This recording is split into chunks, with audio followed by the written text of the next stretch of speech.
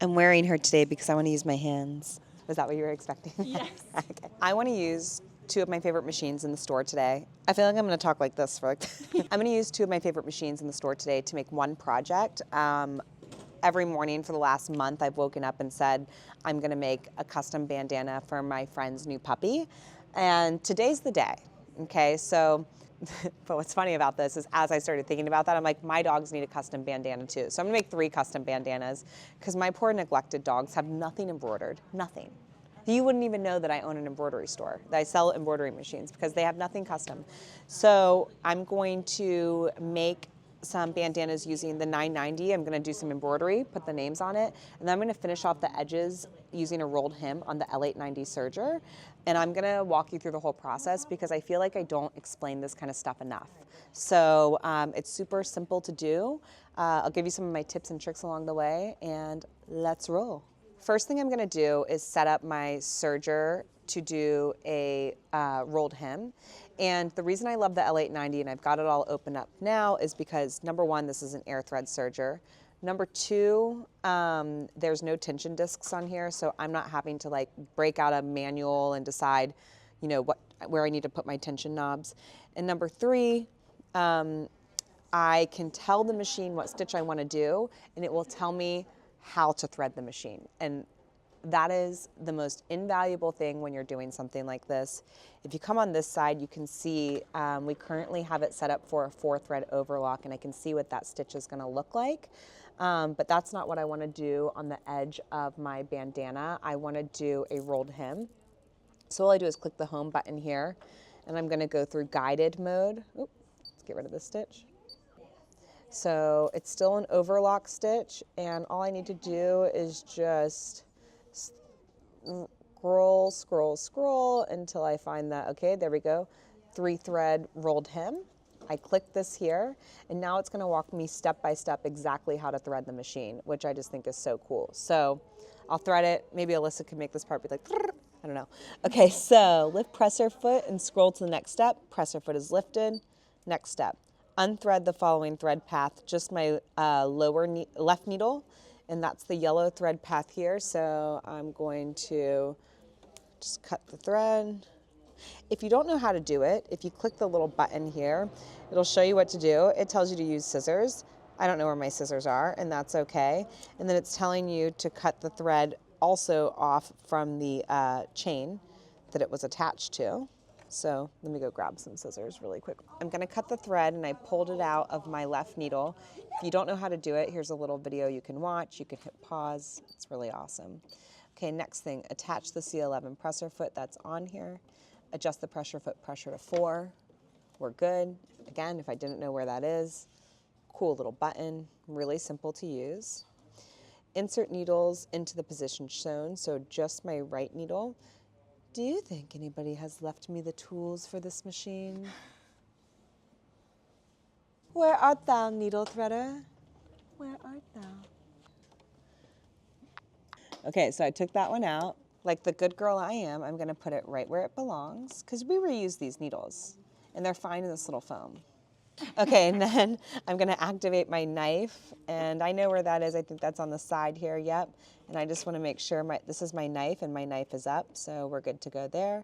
Adjust the cutting width to 5.5. Little symbol, matching symbol. Again, a video if I forget, and I'm on 6, so we'll go to 5.5. Nice. Activate, attach cover, knife cover insert. I think we have the correct thing on.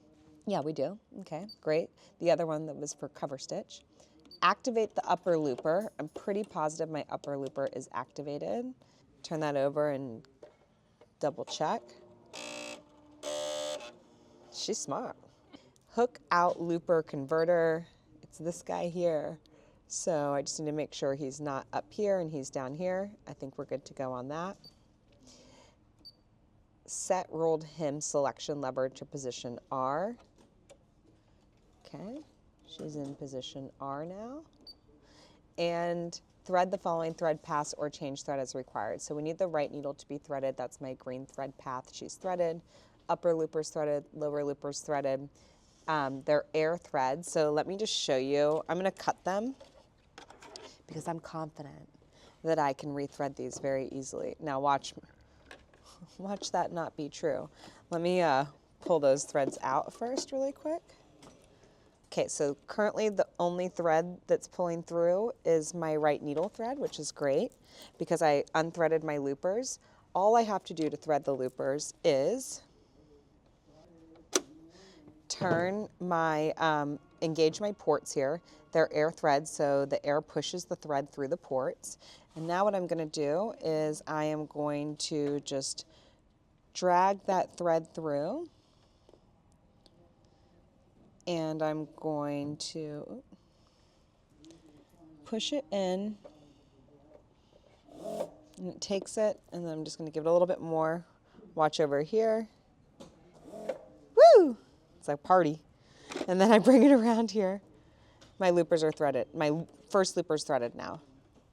That's my upper looper. So I just bring it. I always bring it under the knife. They say you don't have to, but I'm old school like that. Okay, and then I'm gonna come here and thread my lower looper. And so I would just take my thread straight down through, tension discs olive in here, and then I'm gonna put it into the hole. I'm stepping on the foot control down here, which is giving it a little air. And then I'm gonna do it one more time, and let's look over here and see if it pops out. Okay, if it doesn't, just give it a little more slack. There it goes, spits it out. So now my lower looper is threaded. And then I'm just gonna do that same thing I did before. All right, let's try it before I try it on the bandana, because trying it on the bandana is not a good thing. This is the fabric we're gonna be using. So let's try. I actually really love this cabinet setup because I can go from embroidery to serging, like really simply. So I'm gonna put this down here. She's so smart. What is she doing? Okay, so.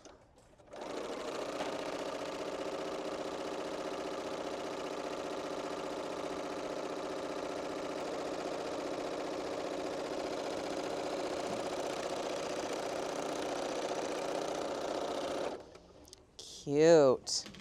Okay, I think that's gonna be perfect on the end of the bandana. So we're set up to finish the bandana, but now I wanna embroider on the bandana. So let me show you how I prep that, what I'm gonna do.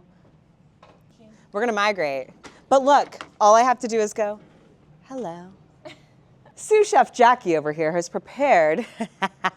Jackie, thank you. Tell me a clever thing. Friction pin. You want to iron this on before you mark the line, because the heat takes away the line.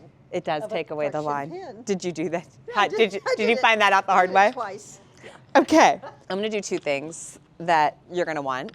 First of all, you're gonna want that L890 after you see how I finish this bandana. Then you're gonna want this Bernina because I'm gonna use the camera to line up the name. And then you're gonna want this sticky hoop. I'll throw in the sticky hoop if you buy the Bernina 890 and the 990, okay? I'll throw it in. I'm a nice person. Don't say I don't ever do anything for you guys. You're gonna want this. This is a sticky hoop from Dime. It's really cool. Dime is a company owned by Eileen Roche that we have a VHS of in the back. You'd never know. You'd never know she's of the VHS era. She's gonna see me and cancel my account. But we use the sticky stabilizer on this hoop because I like I don't like to actually like put things in the hoop. I like to float things. So I had Jackie do me a big favor. That we're using an Aqua Mesh Plus on the back here, which is a sticky stabilizer that will dissolve after we're done with it. We just need the stickiness of it because we're not gonna actually use the second part of a hoop. So this is an aftermarket frame from Dime. And then I went ahead and had Jackie, I think she used a fusible woven on the back here, one of my all-time favorite stabilizers, so I don't get any puckers. And she marked the line where I want to put Daytona's name on the edge of this bandana. And I had her mark it so I can do the name kind of sitting on the line. So now what I'm going to do, and this is going to be the part that blows all of your minds because you struggle with placement and positioning, is I'm going to come into my lettering. Let's go ahead and type her name out. Let's find a They have such cute fonts built into the 890. I'm just absolutely obsessed with all of them. The 990. You know, why do they do that to us? Well, you know what? Let's try Art Deco, and then we can always change it. So now I get this great QWERTY keyboard. Oh, Daytona. Even her name looks like her, doesn't it? Like that's Daytona. She's Daytona. I'm definitely gonna do Doug's like that in the Old English. I hate wingding. Wingding is, don't use wingding. I think that's kind of cute, right? It's cute, it's whimsical, it's fun. Do we like it? Yeah. No, I like that one. That I like one's that one. groovy. Here's the part that's going to blow your mind. We're gonna tell it which hoop we have on. I think they put the one for a 6x6, which this is an aftermarket hoop, so it's not in the machine, but this will work because I think we've got a 6x10 space here, so we'll make it work. And now what I'm going to do is I'm going to attach my hoop on, and I'm going to take my fabric, and it can be any which way. So I don't have to hoop my fabric prior. I'm just gonna set it right here like this. And now I'm going to take a picture of whatever is in the background of my hoop by clicking this button right here, clicking my hoop at the top, and telling it to scan the hoop.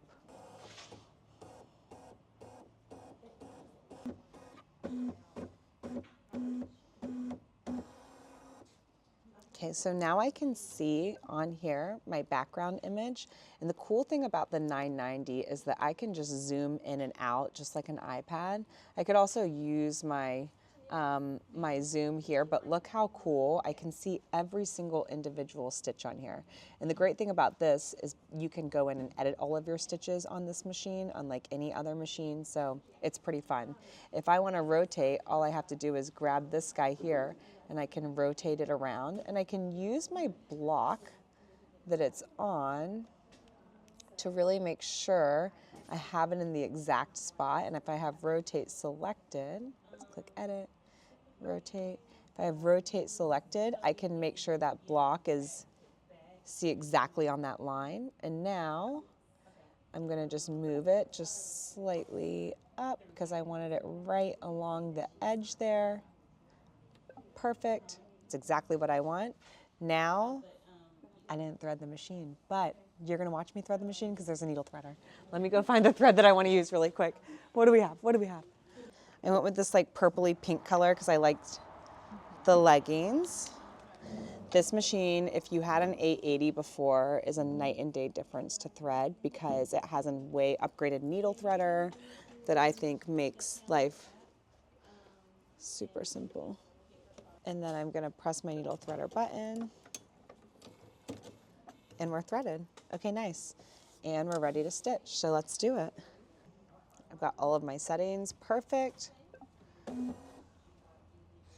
gonna click OK, and right now it says it's gonna take 36 minutes, which is really funny. It's not gonna take 36 minutes, but we have it on the slowest speed possible. So if you don't want it to take forever, watch, I'm gonna slide my speed up and I want you to see how the time changes. 8 minutes, a little more reasonable. So with the proper use of stabilizer, I'm not gonna get any puckers on here. And oh my gosh, the color is cute. And then when we're done, we'll take it off. We'll put a rolled hem on here, and we'll do one for Doug. I don't know if Doug is a bandana guy, but he'll do whatever. So I'm not gonna stitch out the next part, but I was playing around with adding different things to, like if I wanted to add a little motif or something. So I went in and I was looking at the built-in designs and, I was looking for things that would be like a cute little like heart or star or something like that. And so I went into accents and I was like, oh, you know, I like some of those things, but they were like a little too dense and too heavy for what I was looking for. Oh, those little stars are cute. I didn't see those. The rainbow's cute, but I just wanted something small. Where did I find, was it children? No, the unicorn would be so cute. Oh, food and drink, I think. Okay, yeah, so I found these and I liked, you can't really see it on here. Let me move this over.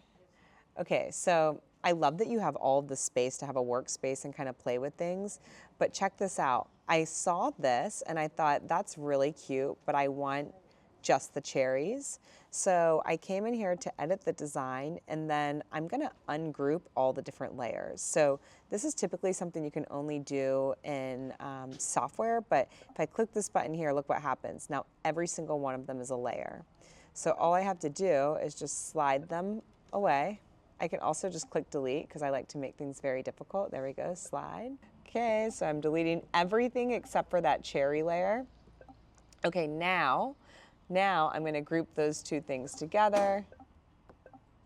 Okay, so now it's all one design. So watch what's so cool about this. So when it's stitching like this, I can make this as big as I want. Look how it adds stitches. I can probably go in, I don't know how to fully use the software yet built into the machine, but I can probably go in and fill pieces of this in. But I just think it's really cool that when it gets really dense and small, it takes away stitches. And see how this is how many stitches there were when it was really small, and now watch when it's really big, it adds stitches. So if I just want one motif from something that has lots of other things on it, like these little cherries, I can come in, drag, and add it anywhere to my embroidery design, and now I can resize this up. I can make this smaller, and I can add it to like the end of her name or something like that, and it's super cute. So I was just playing around and I thought it was fun. All right, what we're gonna do next is I'm gonna take this off of here.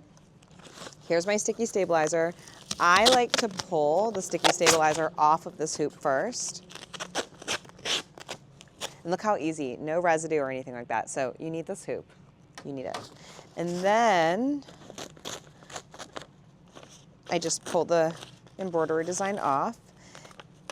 And you can see here that I used there's my fusible woven. So now what I'm gonna do is I'm gonna take this to my serger and I'm gonna do a rolled hem all the way around the edge, and then I'll have the perfect, cute little bandana for Daytona. Okay, let's do it.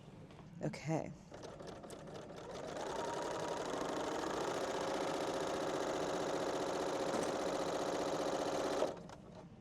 Favorite thing about this machine is that I can program it to leave my needle in the down position rather than the up position. So let me take some more stitches, and I'm going to program it to leave it in the down so you can see. Look, no other serger does that. Okay. One side done.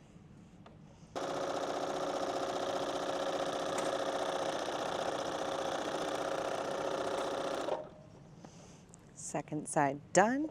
Those feed dogs on this machine, I don't even have to lift my presser foot up. It just pulls my fabric in. It's beautiful. It's fabulous. I love it. So huge feature of this machine.